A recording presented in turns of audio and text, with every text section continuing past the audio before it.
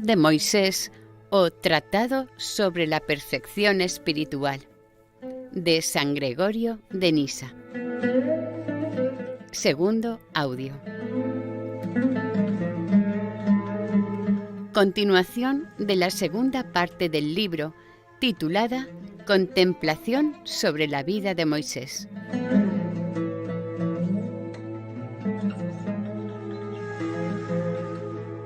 Punto 5. Las plagas de Egipto.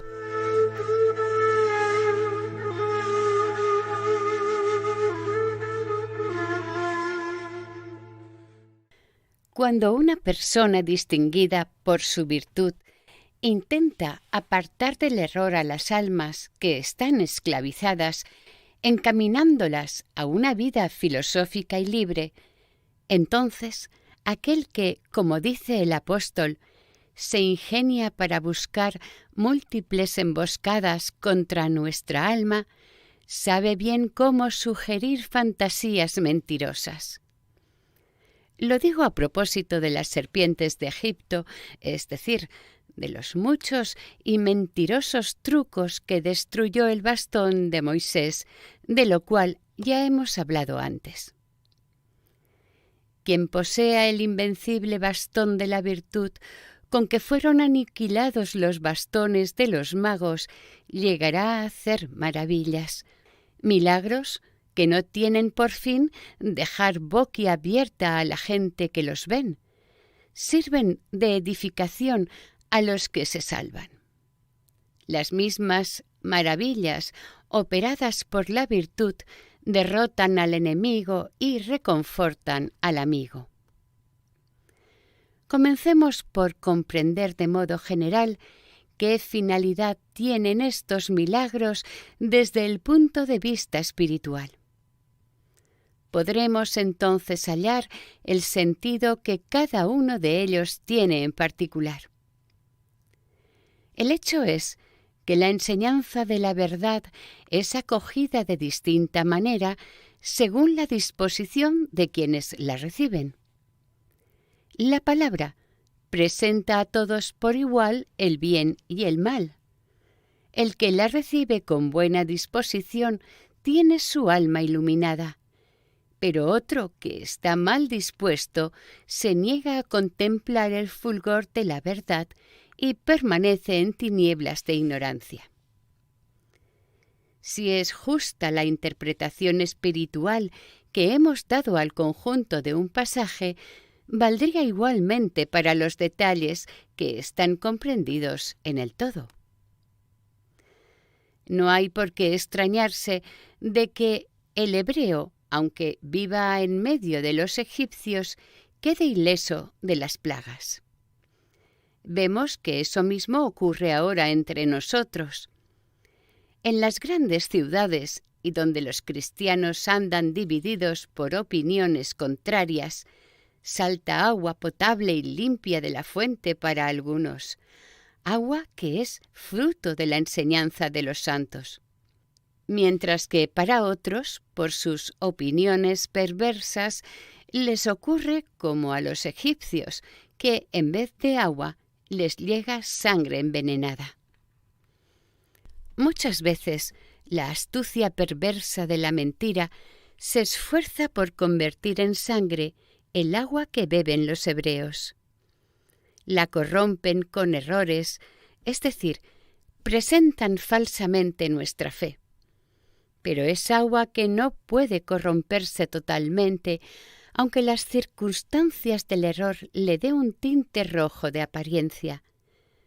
El hebreo, sin hacer caso de las apariencias del error, bebe agua verdadera aun cuando doctrinas contrarias la hayan superficialmente alterado. Lo mismo podemos decir de las ranas feas y chillonas, animales anfibios saltadores, repugnantes por el olor de la piel, se meten en las casas, habitaciones, bodegas de los egipcios, pero no tocan para nada la vida de los hebreos. Estas circunstancias representan los efectos desastrosos del vicio que nacen en corazones impuros como la suciedad de lodos pantanosos. Sapos que viven en las casas de quienes prefieren imitar a los egipcios. Suben a la mesa, se ponen en las camas, entran en la despensa. Fíjate en la vida de los hombres impuros y libertinos.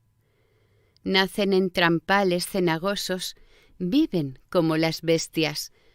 No son ni una cosa ni otra, pues siendo de naturaleza humana por las pasiones, se convierten en animales, por lo cual presentan una forma de vida anfibia, ambigua. Además, por todas partes dejan rastro de esta plaga, en la cama, en la mesa, la despensa, por toda la casa. Realmente, el hombre desenfrenado deja sus huellas por todas partes, de manera que sin dificultad se le puede diferenciar del hombre casto por el mero hecho de ver cómo está arreglada la casa.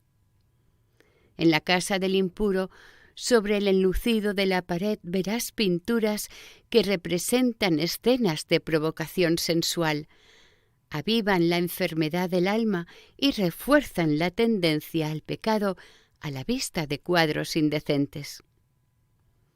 El hombre casto es todo lo contrario. Toma precauciones sobre la vista para no fijarse en escenas sexuales. Lo mismo ocurre con la casa del hombre moderado. Lo mismo ocurre en la mesa del hombre moderado y frugal, mientras que la del otro parece revolcada en lodo, indecencia y fastuosidad. Si entras en la bodega del libertino, es decir, la región secreta e íntima del alma, encontrarás ranas a montones.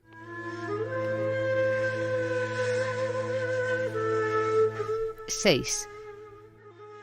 El corazón endurecido del faraón y la libertad.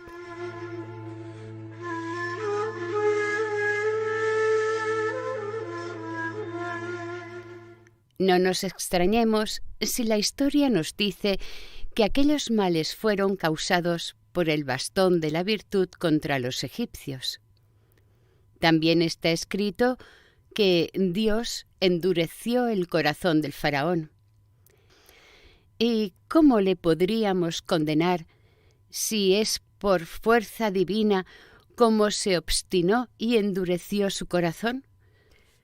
Por lo demás, el apóstol se expresa casi en los mismos términos cuando dice: «Y como no tuvieron a bien guardar el verdadero conocimiento de Dios, entrególos Dios a su mente réproba». Se refiere a los de sexualidad pervertida, degenerados por maneras infames y vergonzosas de libertinaje.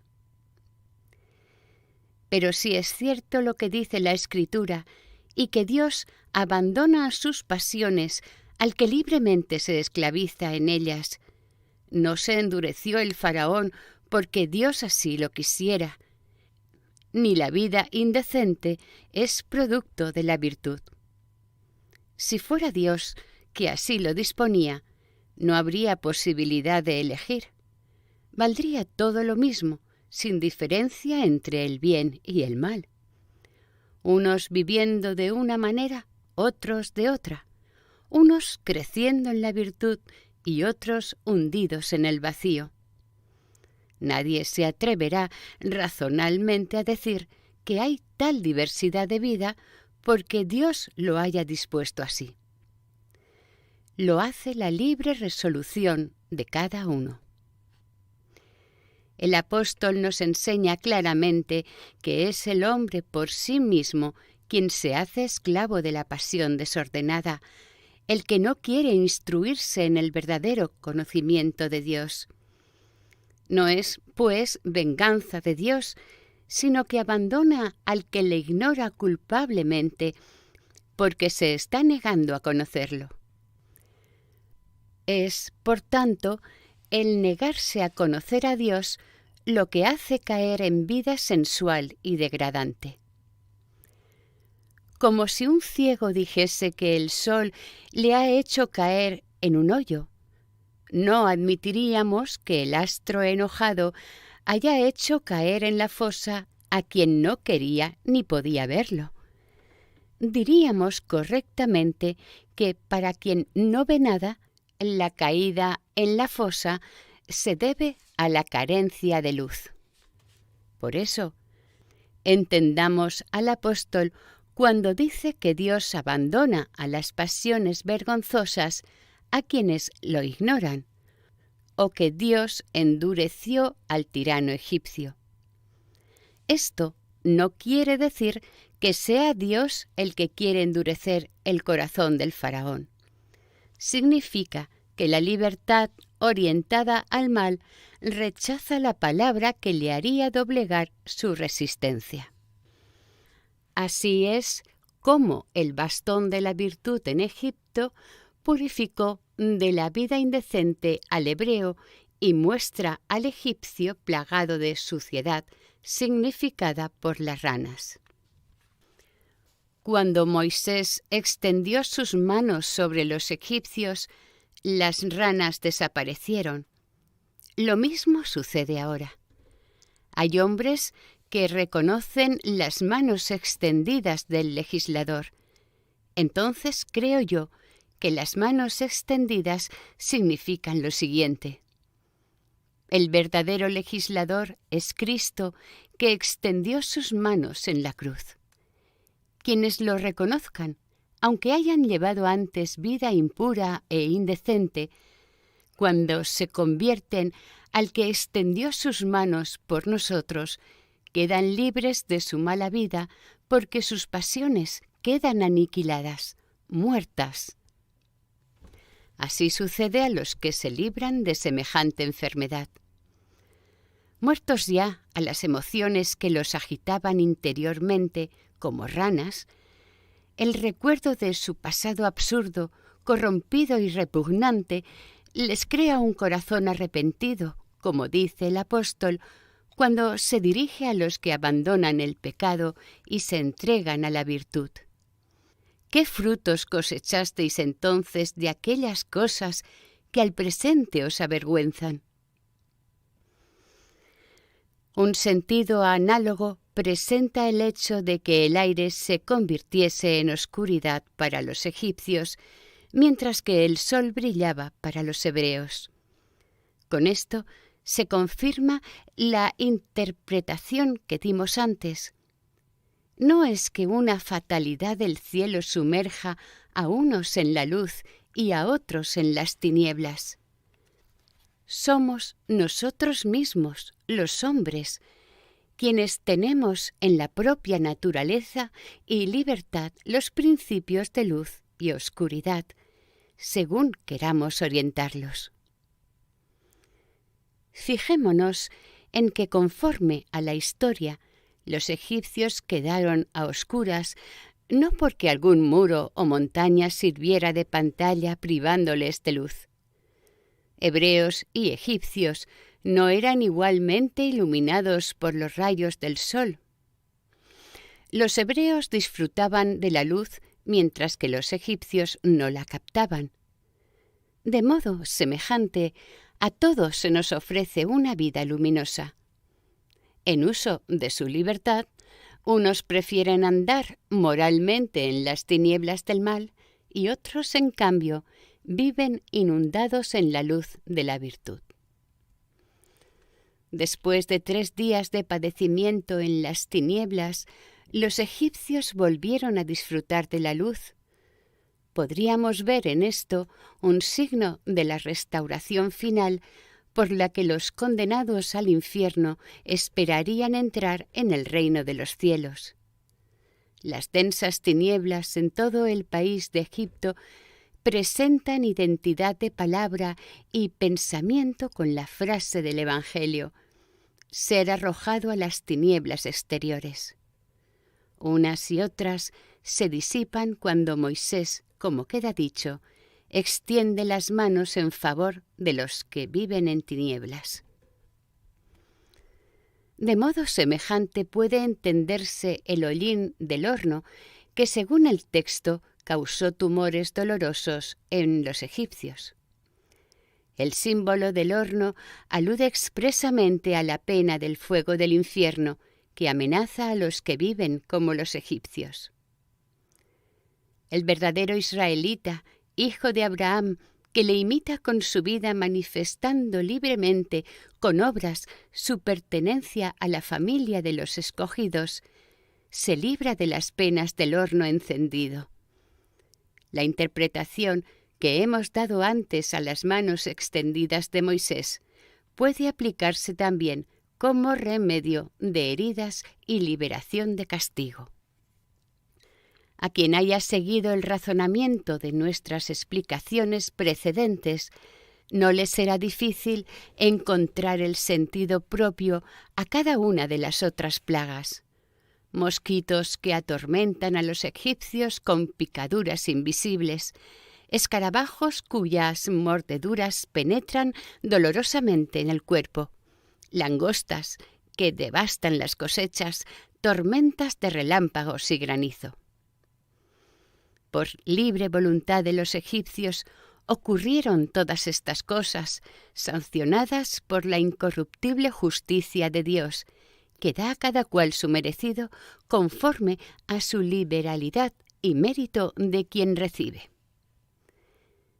Digamos, una vez más, que no debemos atenernos al sentido literal del hecho histórico afirmando que Dios es la causa de los sufrimientos merecidos por nosotros.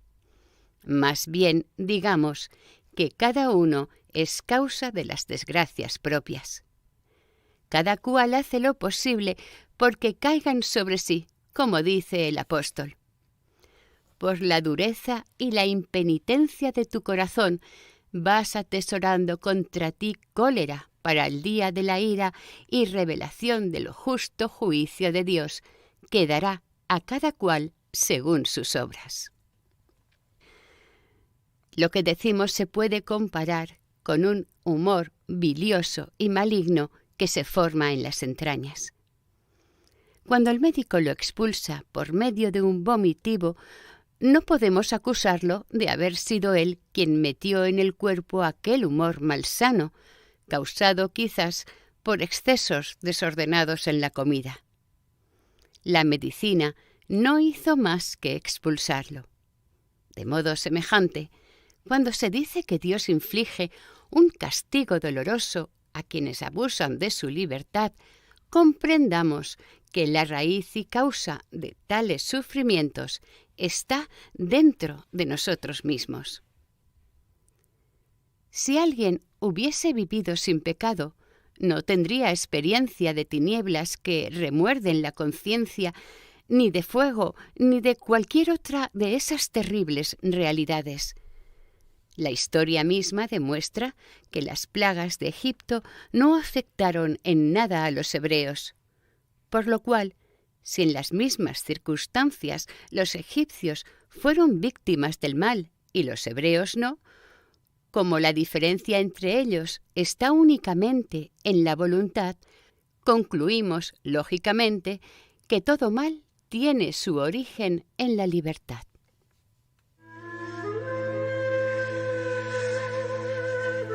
(7)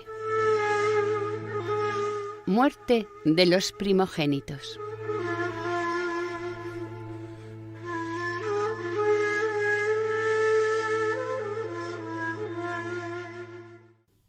Continuemos leyendo el texto. Recordemos la explicación que dábamos antes sobre Moisés y cualquiera que a ejemplo suyo progresa en la virtud. Cuando su alma se halla fortalecida por larga dedicación a la vida celestial en la montaña y con la iluminación que le venía del cielo, considera que sería una injusticia de su parte no dirigir a sus compatriotas hacia la libertad. Viniendo a su encuentro, se esfuerza por despertar en ellos deseos de libertad, haciéndoles pensar en las desgracias que padecen. Antes de sacar de penas a sus compatriotas, hiere de muerte a los primogénitos de Egipto. Con esto nos enseña que necesitamos destruir el mal apenas nazca en nosotros, si queremos evitar el vivir como los egipcios. Bueno es que lo pensemos. Si nos atuviéramos únicamente al sentido literal, ¿cómo daríamos a estos acontecimientos históricos interpretación digna de Dios? Son culpables los egipcios y en su lugar reciben el castigo sus hijos recién nacidos, que por su corta edad no podían discernir entre el bien y el mal, no podían tener pasión desordenada alguna. Durante la infancia no aparece la concupiscencia ni distinguimos la mano derecha de la izquierda. Miramos solamente al pecho que nos alimenta. Las lágrimas son el lenguaje de los sufrimientos y con una sonrisa manifestamos la satisfacción de nuestros deseos. Si los infantes pagan la pena debida a las faltas de sus padres, ¿dónde está la justicia? ¿Dónde la piedad? ¿Dónde la santidad? ¿Dónde está Ezequiel que grita: «Ha de morir el que peque, el hijo no cargará con la culpa de su padre»? ¿Cómo puede la historia estar contra la razón? Por eso acudimos a la interpretación espiritual, pensando que aquellos acontecimientos ocurrieron en figura y por ellos el legislador quería darnos esta enseñanza, que quien se decide a luchar por la virtud debe acabar con cualquier movimiento de tendencias pecaminosas. Al destruir la causa, destruyen también los efectos. Lo mismo dice el Señor en el Evangelio, casi con las mismas palabras, a fin de acabar con los nefastos egipcios. Nos manda aniquilar la lujuria y la cólera para que no tengamos ni manchas de adulterio ni el crimen de homicidio. Llegarían a ser realidad si no se refrena a tiempo la lujuria y la cólera. No nacería un hijo de adulterio si se acabase con la lujuria antes de engendrarlo, ni habría asesinato si hubiese desaparecido la cólera antes de cometerlo. Muerto el primogénito, ha muerto en raíz su descendencia. Como ocurre con la serpiente, aplastada la cabeza, muere todo el cuerpo que la sigue. No habría podido ocurrir la muerte de los primogénitos de Egipto si no hubiesen sido antes selladas nuestras puertas con la sangre que aleja al exterminador. Pero si queremos entender mejor el sentido de los hechos, la historia misma nos explica la muerte de los primogénitos y las puertas marcadas con la sangre. En el primer caso, se arranca de raíz la tendencia al mal. En el segundo, la sangre de Cristo ha impedido que de hecho el mal entre en nosotros, porque realmente, una vez que el exterminador haya penetrado en el alma, resulta muy difícil desecharlo.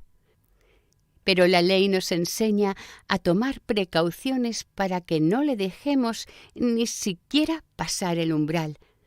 Estas son las precauciones que representa la sangre del Cordero sobre los dinteles y montantes de las puertas. De este modo, la Escritura, por medio de figuras, nos enseña sobre la naturaleza del alma como la filosofía profana lo había ya descubierto, cuando la considera racional, concupiscible e irascible. Las dos últimas le están sometidas. Por una y otra cabalga la parte racional del alma que las frena y domina con las bridas, las guía y se hace llevar de ellas. El apetito irascible le da ánimo ante las dificultades y el concupiscible la levanta en deseos del bien supremo. Mientras el alma se mantenga en estas disposiciones, bien apoyada en los buenos sentimientos como fuertes clavijas, todas las partes entrelazadas se favorecen, La razón ofrece seguridad a los apetitos inferiores y de ellos recibe otros tantos beneficios. Por cuanto invierte el orden, poniendo lo de arriba abajo y lo de abajo arriba, de manera que la razón queda pisoteada por los apetitos irascibles y concupiscibles, entra el exterminador, porque no hay allí sangre que lo detenga, es decir, falta la fe en Cristo para que el alma pueda presentar batalla. Se dio orden de señalar con sangre primero los dinteles y luego los montantes, pero ¿cómo ungir primero lo más alto si el alma ya no está por encima? No te extrañes si ambas cosas, muerte de los primogénitos y señalar las puertas con sangre, no sucedieron a los israelitas. No por eso pongas en duda la interpretación que hemos dado relacionándolo con la supresión de los malos movimientos, como si esto fuera falsear la verdad. En realidad, hemos relacionado los diferentes nombres de egipcios y hebreos con el vicio y la virtud. Si atribuimos a Israel el sentido espiritual, el que representa la virtud, no sería lógico hacer desaparecer a los primogénitos. Solo a los otros cuya desaparición es más ventajosa que el preservarlos. Dios nos enseña justamente que es necesario matar a los primogénitos de Egipto para que, aniquilados en su origen, desaparezca el mal. Nuestra interpretación está en conformidad con el sentido literal, porque los hijos de Israel fueron preservados por la efusión de sangre, a fin de que el bien se logre perfectamente al mismo tiempo que quienes habrían llegado a ser adultos en el pueblo egipcio fueron exterminados antes de que el mal llegase a madurar.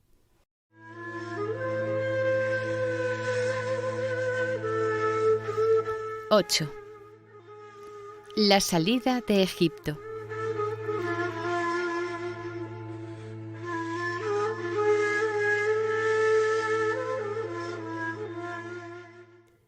Lo que sigue está conforme con el sentido espiritual del texto. La Escritura manda que nos sirva de alimento la carne del cordero cuya sangre se derramó sobre las puertas para alejar al exterminador de los primogénitos de Egipto. Hay que comerlo con sobriedad y aprisa. Lo contrario de lo que ocurre con los que banquetean, manos vacías, ampulosos vestidos, pies desnudos, no preparados para caminar. Aquí sucede lo contrario.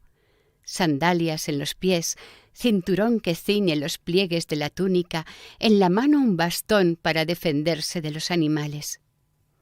En estas condiciones toman su alimento, sin sazonarlo previamente en la cocina, rápidamente sobre fuego improvisado. Los comensales comerán deprisa hasta que hayan acabado todo el cuerpo del animal, sin dejar nada de carne junto al hueso y sin tocar las entrañas. No le quebrantarán ningún hueso y las sobras se echarán al fuego. Por aquí entendemos fácilmente que a través del sentido literal debemos buscar otro sentido más elevado. La ley no nos fue dada para aprender a comer. El apetito natural basta para eso. Por la ley nos es dada otra significación.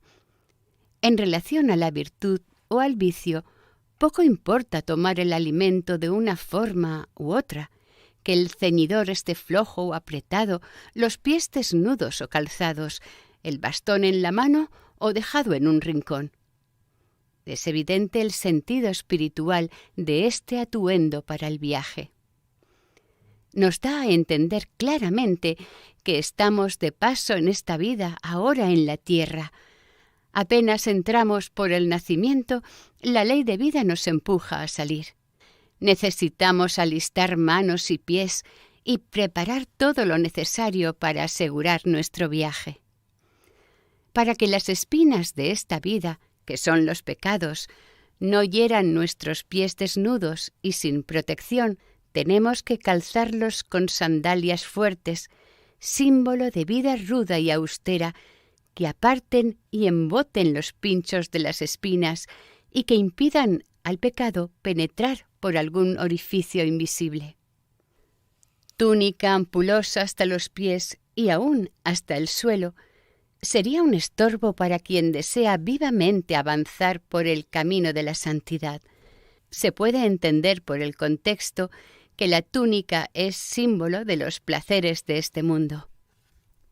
La templanza, figurada por el cinturón del viajero, ciñe y modera. El hecho de que el cinturón se ajuste sobre los riñones es prueba de que se emplea como símbolo de la templanza. El bastón, para alejar las fieras, significa la esperanza en que se apoya nuestra alma fatigada y nos sirve para poner en fuga a quienes nos persiguen con amenazas. La comida preparada al fuego representa la fe viva y ardiente con que nos alimentamos sin trabajo, comiendo todo lo que nos ofrece, prescindiendo de aquello cuyo sentido no entendemos fácilmente. Sin investigarlo curiosamente, lo echamos al fuego. Aclaremos estas figuras. Hay verdades de fe cuyo sentido es obvio. Hay que recibirlas con diligencia y espontaneidad. Cuando se nos ofrecen, hay que comerlas con avidez, como gentes hambrientas que necesitan alimento para conservarse bien.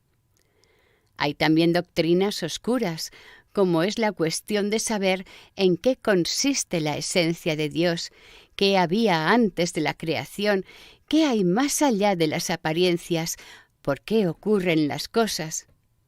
Y todo aquello en que los espíritus curiosos desean profundizar. Lo conoceremos gracias al Espíritu que todo lo sondea hasta las profundidades de Dios, como dice el apóstol. Quien conozca las Santas Escrituras sabe que frecuentemente se llama fuego al Espíritu Santo. Se percibe la misma idea en esta sentencia de la sabiduría. No busques lo que te sobrepasa. En otros términos, no quiebres los huesos de la Escritura, que no te es menester lo que está oculto.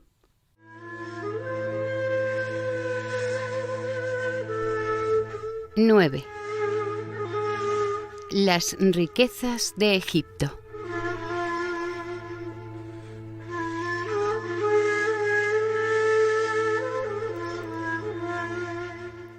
De esta manera hizo Moisés que su pueblo saliera de Egipto y nos muestra cómo el hombre que sigue sus pasos debe librar de la esclavitud de Egipto a todos los que guía su palabra. Pero tengamos en cuenta que quienes, guiados por él, progresan en el camino de la virtud, deben proveerse de las riquezas de Egipto sin despreciar recursos extranjeros. Háganse con la prosperidad de los enemigos y se sirvan de ello. Así lo mandó Moisés a su pueblo. Claro está que nadie tomará esto a la letra. No piensen que el legislador dio órdenes de robar y cometer injusticias. No es posible decir de buena fe que manda eso el legislador si echamos una mirada a las leyes que siguen, las cuales, del principio al fin, claman por justicia en favor de los demás. No se resuelve la dificultad diciendo que a Moisés eso le pudo parecer normal, porque era la manera de compensar a los judíos el salario que los egipcios les debían por el trabajo. ¿Cómo se podría eso compaginar con los mandamientos de no mentir ni engañar con astucia? Efectivamente, Es un robo pedir prestado a otro algo que le pertenece y con intención de no devolvérselo. Aun cuando fuere de quien lo pide, sería una mentira, pues se engaña a quien lo presta dándole esperanzas de que lo va a recobrar. Por consiguiente, mejor es dejar de lado el sentido literal y seguir el espiritual. Este viene a ser una orden de la Escritura para aquellos que buscan la libertad ejercitándose en la virtud. Deben equiparse igualmente con las riquezas de la cultura profana en que nos aventajan los ricos egipcios: ética, filosofía natural, geometría, astronomía, dialéctica y otras muchas ciencias que cultivan personas sin fe. Nuestro jefe manda que a título de préstamo las consigamos de sus propietarios, los egipcios, siempre que de ello nos sirvamos para decorar el templo de la revelación con los tesoros de la razón. Los que se habían hecho con aquellas riquezas las entregaron a Moisés para la construcción del tabernáculo del testimonio, aportando cada cual su ofrenda para así construir el santuario. Lo mismo podemos ver hoy. Muchos aportan a la Iglesia de Dios el don de su cultura profana, como hizo el gran Basilio, que adquirió en su juventud muchos y muy ricos tesoros de Egipto y los consagró a Dios para que sirviesen de ornamento a la Iglesia, que es el verdadero tabernáculo.